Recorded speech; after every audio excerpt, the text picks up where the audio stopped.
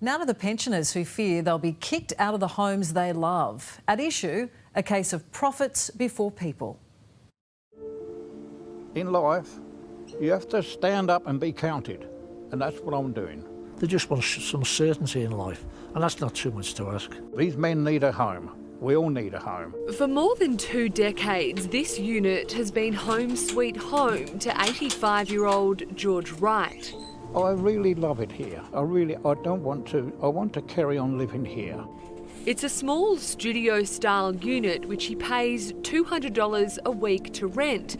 George admits it's not much to look at, but for him, it's perfect. I pay my rent, we all pay our rent.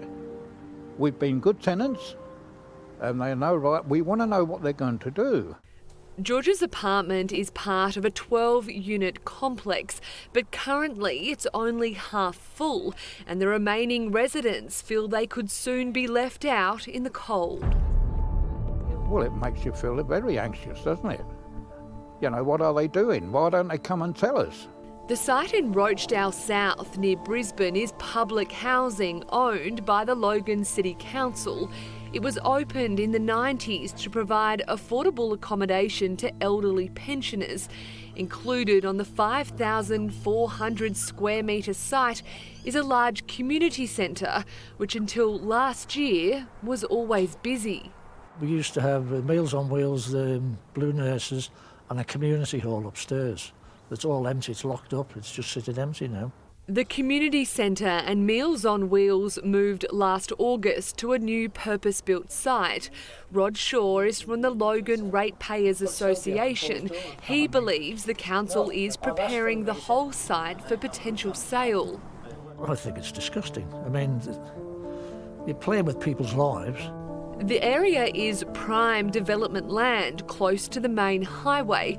The council has listed the site for discussion at meetings, but these residents say they're yet to be consulted on any future plans. It's been discussed, and they've prepared a report, the department that handles the units, and given it to council, but it's behind closed doors, so we don't know what they're talking about. The residents originally had 3-year leases. Now they're on a 1-year lease, due to expire just after Christmas. An anxious thought for grandfather George and his neighbours. I would go berserk. I would go absolutely berserk. They've no right to do that. No right whatsoever. They're waiting for them to die so they can sell it off to a developer. But one of their biggest issues is the fact that half the complex has sat empty for more than 2 years. So, George, this is the 12-unit complex you Yes. live in. How many are currently empty? There's one behind us on the left-hand side. There's another one on the right. This one's empty here. This one's empty here. This one's empty here. And this one's empty here. So half of them? Yes, I'd say 50%. 84-year-old war veteran Noel Harris has lived here for 8 years and says if the council wants money, it could easily rent the empty units out. Yeah, that's got us all beat, yeah. Because they're losing money too, a lot of money. Well, the resident assures me that the one next to him has been 4 years.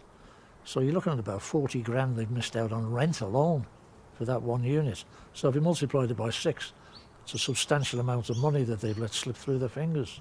The residents believe with a local housing shortage and soaring prices, it makes no sense as to why the council would leave the units empty. And they're very nice inside. You've got a nice stove, air-conditioned, bathroom, toilet. You don't need much more than that, do you? Not for a single person. I mean, there must be hundreds of women who are victims of domestic violence looking for shelter. I mean, there's 6 units here that could be occupied by those people. The residents say they're happy for the adjoining community centre to be sold off, but the pensioner units must stay. It's important that we look after these people. They've worked hard all their lives. They should have somewhere like this to spend the rest of their twilight years. But I'm 85, right? And I do want to see my days out here, because I'm happy here. Now, after we got involved, Logan City Council finally met with residents, telling them of plans to approach the state government to buy the site. If that fails, the area could then be rezoned for sale. Council's full statement is on our website.